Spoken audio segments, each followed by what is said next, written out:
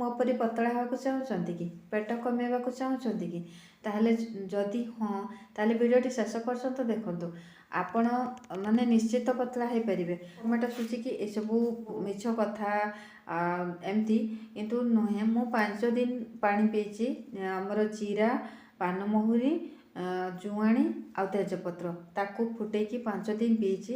5 ଦିନ ଭିତରେ ମୁଁ ମୋର ରେଜଲ୍ଟ ପାଇଛି। ଆପଣ ମୋର ପୂର୍ବ ଭିଡ଼ିଓକୁ ଯାଇକି ଦେଖିପାରିବେ ମୁଁ କେତେ ମୋଟା ଥିଲି ଏବଂ ମୋର ପୋଷ୍ଟ ମଧ୍ୟ ରହିଛି ଆଉ ମୁଁ ଏବେ କେତେ ପତଳା ହେଇଛି। ବାସ୍ ମୋତେ ଏତିକି ହିଁ ପତଳା ରହିବାର ଅଛି। ବାକି ମୋର ପେଟ ମୋତେ ମାନେ ସ୍ଲିମ୍ କରିବାର ଥିଲା। ପେଟ ମୋର ଠିକ୍ ଏବେ ହେଇଯାଇଛି ତ ସେଥିପାଇଁ ମୁଁ ଆପଣମାନଙ୍କ ସହିତ ସେୟାର କରୁଛି।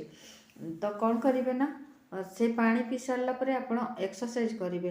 ଆପଣମାନେ ଭାବି ଦେଉଛନ୍ତି କି ଖାଲି ଆମର ଯେଉଁ ଜିରା ପାଣି ପିଇଦେଲେ ଆପଣ ୱେଟ୍ ଲସ୍ ହେଇଯିବ।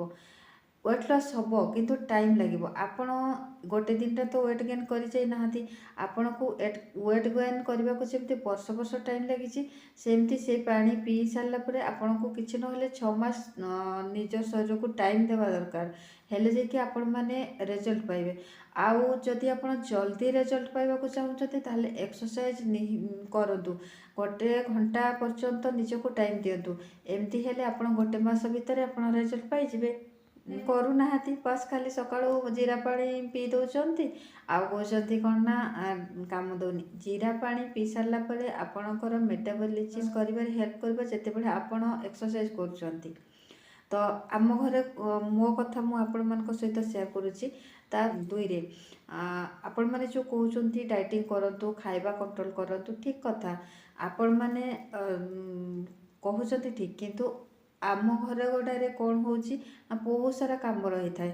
ତ ସେଥିପାଇଁ ମୋତେ ଡାଇଟିଂ କରିବା ପାଇଁ ସମ୍ଭବ ହୁଏ ନାହିଁ। ତ ମୁଁ ସେଥିପାଇଁ ଚାହେଁ କ'ଣ ନା ମୁଁ ମୋର ଖାଇବା ଭିତରେ ଥାଇକି ମୁଁ କେମିତି ୱେଟ୍ ଲସ୍ କରିପାରିବି। ତ ସେଥିପାଇଁ ମୋତେ ସବୁ ମେଣ୍ଟେନ୍ କରିକି ଚାଲିବାକୁ ପଡ଼େ। ସକାଳୁ ପାଣି ପିଇଲି ତାପରେ ମୋର ଏକ୍ସରସାଇଜ କଲି କରିସାରିଲା ପରେ ମୁଁ ଯାହା ବି ଖାଇଲି ମାନେ ରୁଟି ଖାଏ କି ଭାତ ଖାଏ ଯାହା ବି ଖାଇଲି କିନ୍ତୁ ମୁଁ ଯଦି 2ଟା ରୁଟି ଖାଉଥିଲି ତାହେଲେ 1 ରୁଟି ଖାଇଲି।